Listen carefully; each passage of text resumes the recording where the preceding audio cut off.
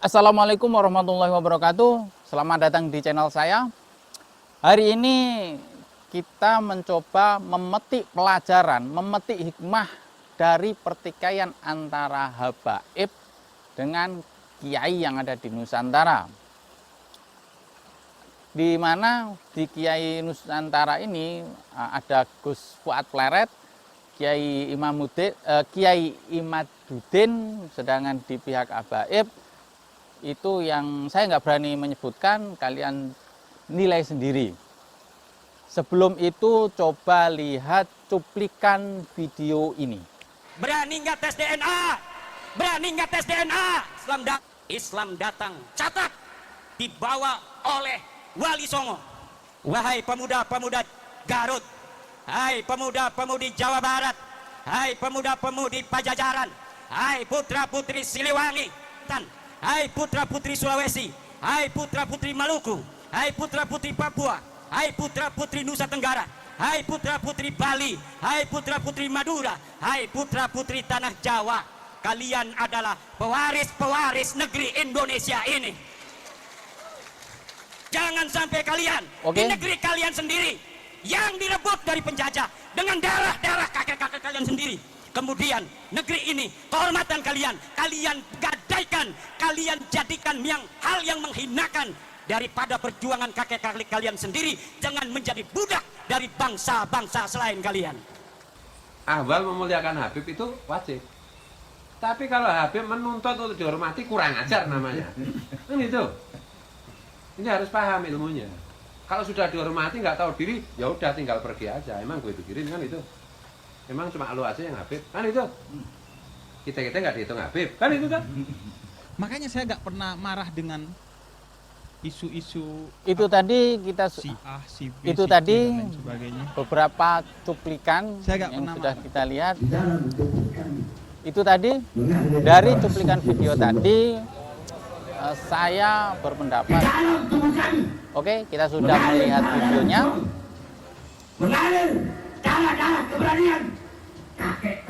Lalu apa yang dapat kita ambil? Pelajaran apa yang dapat kita ambil dari Kami bukan pengecut, kami bukan pecundang, kami tidak bisa diancam-ancam.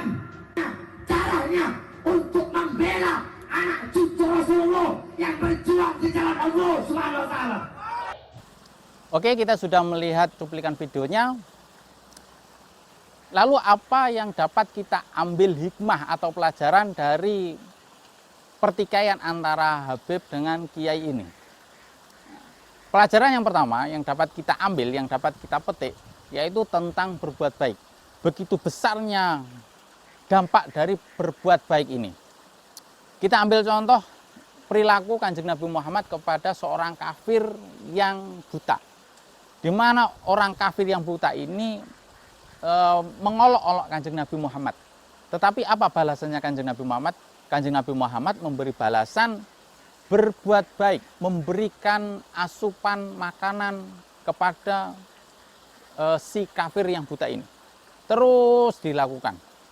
Sama Kanjeng Nabi Muhammad ini terus dilakukan, memberikan makan, disuapi si kafir yang mencaci maki Kanjeng Nabi Muhammad ini.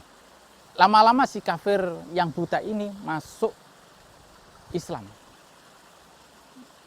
Itulah dampak kebaikan yang dilakukan Kanjeng Nabi Muhammad. Kita sebagai umat Kanjeng Nabi Muhammad seharusnya selayaknya meniru perilaku Kanjeng Nabi Muhammad yang ini. Jadi kesimpulannya, berbuat baik kepada sesama itu akan memberikan dampak yang luar biasa. Begitu juga sebaliknya, berbuat jelek kepada sesama itu akan berdampak buruk juga kepada kita. Suatu kebaikan itu memiliki dampak yang sangat luar biasa. Begitu juga sebaliknya, suatu kejelekan itu juga memiliki dampak yang sangat luar biasa. Ini sesuai dengan hukum yang ada di fisika, yaitu hukum Newton nomor 3, masalah aksi reaksi. Di mana suatu aksi akan menimbulkan reaksi. Suatu gaya yang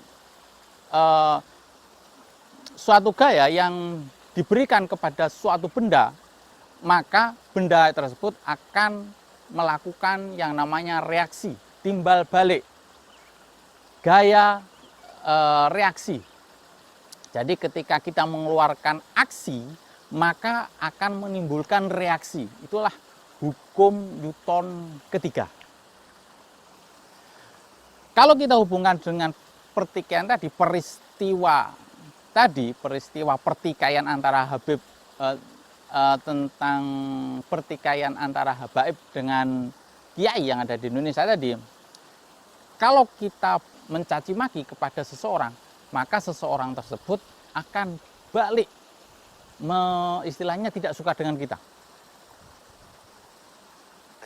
Kalau kita memberikan aksi buruk, memberikan asik, menjelek-jelekan kepada seseorang, maka orang tersebut akan melakukan reaksi timbal balik, yaitu berupa keburukan kepada kita. Itu kalau kita menurut konsep hukum fisika Newton, hukum Newton nomor 3 tentang aksi reaksi. Begitu juga sebaliknya, kalau kita berbuat baik kepada sesama, maka lingkungan kita akan berbuat kepada kita.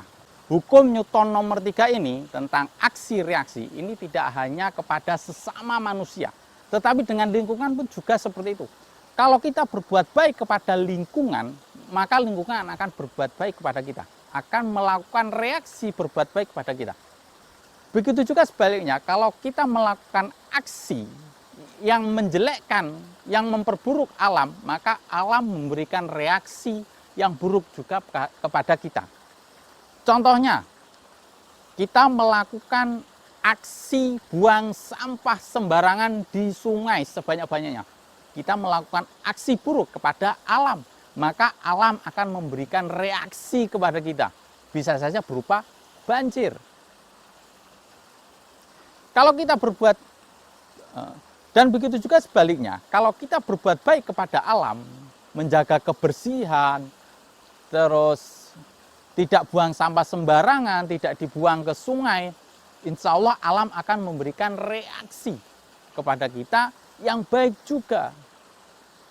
Airnya menjadi bersih, airnya bisa kita minum karena kita tidak memberikan reaksi yang buruk pada alam.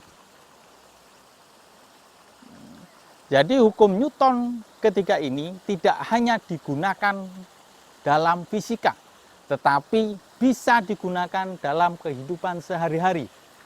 Kehidupan sehari-hari seperti sayang kepada alam, pada lingkungan. Begitu juga bisa diterapkan kepada masyarakat. Kalau kita berbuat baik kepada masyarakat, insya Allah masyarakat akan memberikan reaksi baik kepada kita.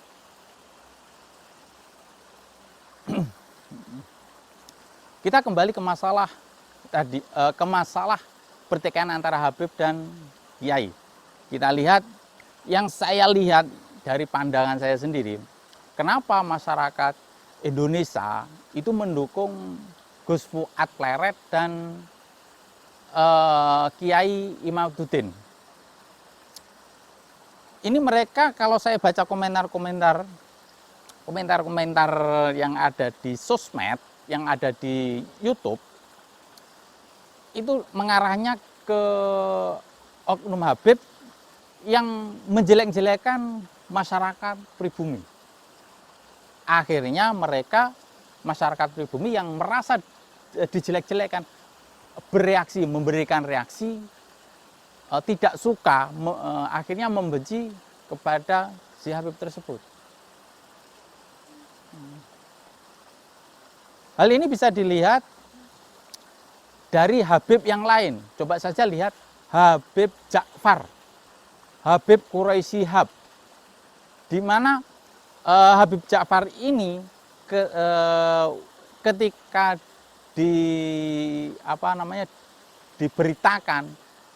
diberitakan tentang Syiah, Habib Ja'far ini adalah orang Syiah, ini adalah orang Syiah, ini adalah orangnya. Istilahnya ini kan keburukan, mengolok-olok Habib Ja'far. Apa yang dilakukan Habib Ja'far? Habib Ja'far rileks, tidak bergeming. Biasa saja. Nah, akhirnya Habib Ja'far malah melejit. Walaupun dia seorang Syiah, tetapi dia berbuat baik kepada seseorang, kepada artis. Malah artis-artis tersebut dekat dengan Habib Ja'far. Banyak kan artis-artis, Onat, terus siapa lagi, Desta. Mereka kan dekat dengan Habib Ja'far. Padahal banyak yang mengisukan kalau Habib Ja'far itu orang Syiah, tetapi malah bolak-balik di tampil di acara TV. Nah, kan suatu kebaikan ini kan sangat luar biasa berarti. Contohnya lagi Habib Quraisy Shihab. Quraisy Shihab diisukan macam-macam kan, ada yang mengatakan Syiah. Tapi apa yang terjadi dengan Quraisy Shihab, Habib Quraisy Shihab, biasa saja kan. Lama-lama Habib Quraisy Shihab juga diterima oleh masyarakat di Indonesia. Tidak mengolok-olok masyarakat Indonesia. Lama-lama orang Indonesia, orang Indonesia respect pada Habib Quraisy Shihab. Jadi masyarakat itu tidak melihat apa sih kita. Apakah kita seorang sarjana S1, S2, S3, apakah kita kaya, apakah kita cerdas. Selama kita berbuat jelek, maka masyarakat akan memberikan reaksi berbuat jelek juga. Begitupun sebaliknya, semiskin apapun kita, sebodoh apapun kita, pendidikan kita tidak tinggi-tinggi amat, tetapi ketika kita berbuat kepada masyarakat, maka masyarakat akan memberikan reaksi baik juga kepada kita. Selalu ingat hukum Newton nomor 3 tentang aksi reaksi. Itu poin atau pelajaran yang dapat kita ambil, yaitu tentang kebaikan. Terus pelajaran yang kedua apa? Pelajaran yang kedua adalah dengan adanya pertikaian ini, saya kira berita-berita tentang pertikaian ini akan muncul-muncul di sosmed. Kemudian karena sering muncul di sosmed, akhirnya orang-orang akan melihat, otomatis orang non-muslim misal akan melihat, menonton, kenapa sih ini. Akhirnya insya Allah mereka akan mempelajari Islam. Oh, Islam itu seperti ini, oh Islam itu seperti ini. Mungkin awalnya mereka akan melihat pertikaian, kalau pertikaian itu kan buruk. Tapi kalau terus mempelajarinya terus, oh ada yang Islam moderat, oh Islam yang seperti ini, oh Islam itu ternyata seperti ini. Kemudian apa sih sumbernya? Oh Al-Quran. Mungkin saja mereka yang non-muslim mempelajarinya, kemudian oh ternyata Islam itu indah. Mungkin saja seperti itu, kita berprasangka baik saja. Nah, itu saja yang ingin saya sampaikan. Jadi pelajaran yang pertama yang dapat kita ambil tentang hukum Newton ketiga, aksi reaksi, tentang berbuat baik. Kalau kita berbuat kepada masyarakat, maka masyarakat akan memberikan reaksi kepada kita suatu kebaikan. Begitu juga lingkungan. Kalau kita berbuat baik kepada lingkungan, maka lingkungan akan memberikan reaksi kepada kita suatu kebaikan. Ketika kita berbuat kepada lingkungan, maka lingkungan akan memberikan reaksi kebaikan kepada kita. Terus pelajaran yang nomor 2 yang dapat kita ambil yaitu tentang kepopuleran. Kalau semakin populer, maka seseorang akan mudah mengakses, melihat. Kalau Islam itu sering muncul di berita, otomatis orang-orang yang non-muslim akan melihat secara tidak langsung, insya Allah akan melihat acara-acara tentang Islam. Bisa saja mereka yang non-muslim belajar Islam. Bisa saja kemudian masuk Islam. Itu saja yang ingin saya sampaikan. Sebelum berakhir, saya ingatkan, saya bukanlah ustadz, apalagi kiai. Saya hanyalah konten kreator. Bagi yang suka video saya ingatkan klik like, subscribe, dan komen. Sedangkan bagi yang tidak suka dengan video saya minta subscribe-nya saja atau like-nya saja. Oke, saya akhiri. Assalamualaikum warahmatullahi wabarakatuh.